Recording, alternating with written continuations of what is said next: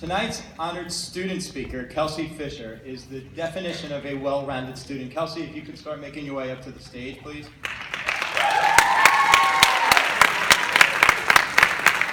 In addition to being an Ivy Diploma candidate, Kelsey has been a big part of our school community. It would take too long to list all of her accomplishments and her accolades, but I think it would be appropriate to mention that just last night, Kelsey won the Hunting Tony Award for Best Lead Actress in a Play for her performance in I Never Saw Another Butterfly.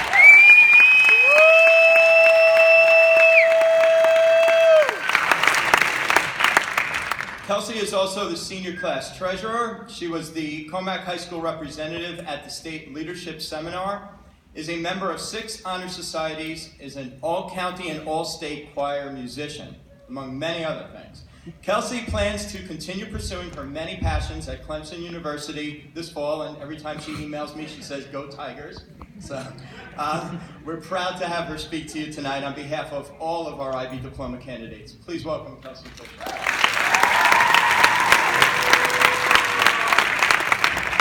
Thank you, Mr. Lewin. That was a really thoughtful introduction. Okay.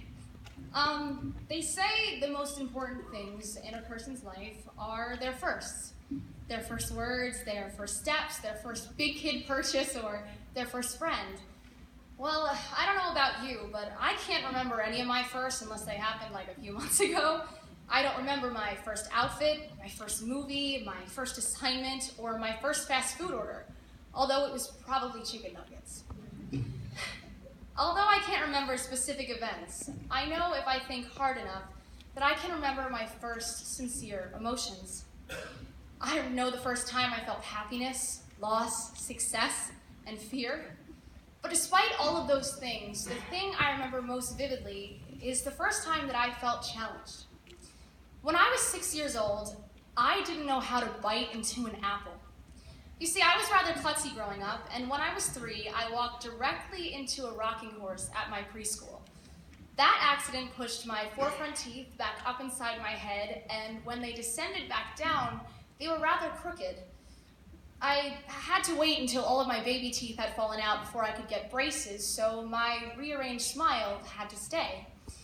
I was never self-conscious about it until kindergarten, when I discovered at lunchtime that I couldn't bite into an apple. The apples that the buyers received on their plastic white trays weren't cut up like they were at home, and I couldn't cut them up myself. I remember staring at my plate, unsure of what to do, while my friend Alexi, who moved away in 2nd grade, was watching me gawk all nervously and awkwardly at my plate. I was faced with my first real-life challenge. You see, I've always been a big believer in symbolism, and for me, apples have always been a symbol of challenge, intellect, dedication, and reward. I mean, think about it. Apples were the first thing you drew on the first day of school when you glued your picture onto it and wrote your name and grade on the bottom. Apples are a symbol of many things, and I believe that they most strongly represent why we're all here tonight. Picture that you're in an apple orchard. Your little brother pulls on your sweater and looks up and points to the shiniest, fullest, and most vibrant apple at the top of the tree. Your parents lean down towards you and say something like, "Wow, that's a nice one up there, huh?" And not only do you want to get that apple to show your little brother that he can do anything, to show your parents how their nurturing has made you capable of such a task, most of all, you want it for yourself. You want to defy the restrictions, disregard all of the things you may have heard about this difficult climb, and get it for yourself. So you begin to climb, and your ascent is tricky from the start. Some branches take hours to figure out how to climb, and occasionally you slip. You miss the mark or fall short. Your calculations and prejudgment of your speed and your ability do not match up with reality. You sweat and you ache, but you keep moving forward. You move forward 4,000 branches to complete your extended essay. You complete IA after IA. You work diligently to meet your CAS deadlines on time. You finish your TOK requirements, and you aim for the best score you can on your IB exams. You do all of these things with that one special goal in mind. to earn that Ivy diploma after 2 years of perseverance, and most of all, to get that apple. At the same time, though, you look over and watch as your friends choose different trees with different branches and different apples. You wonder if their apples are going to be tastier or worse than yours. And then you see your other friends aim for apples that are similar to yours. They may reach it quicker, or maybe they decide to change trees or choose an apple on a closer branch.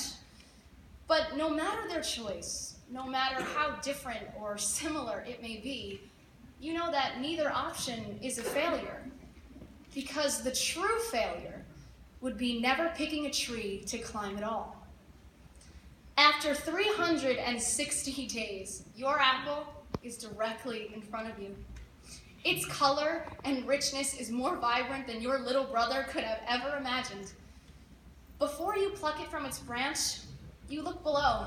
You see your parents, your brother, your favorite teachers, and your closest friends smiling their widest grins and waving as fast as they can. But just as you look below, you also look ahead. You see the thousands of other trees that are stretching out before you, all with apples of different shades and different heights of their own. And even though you may become so overwhelmed with all of these choices, you know that if the climb and that next apple is as rewarding as this one, then any decision you make will be the right one. So, how did I face my first real challenge? My first apple?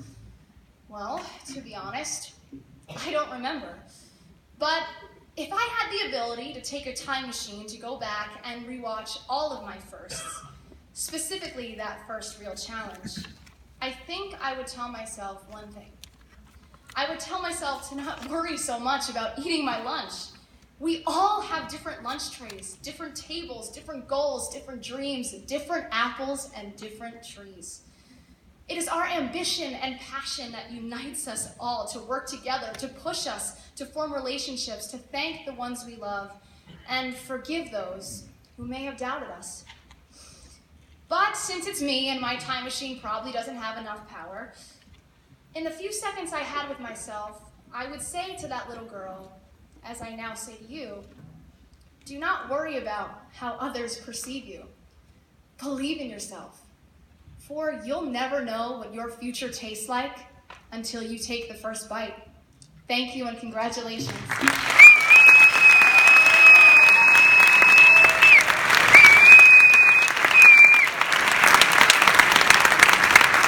Kelsey, those were wonderful words. Thank you so much.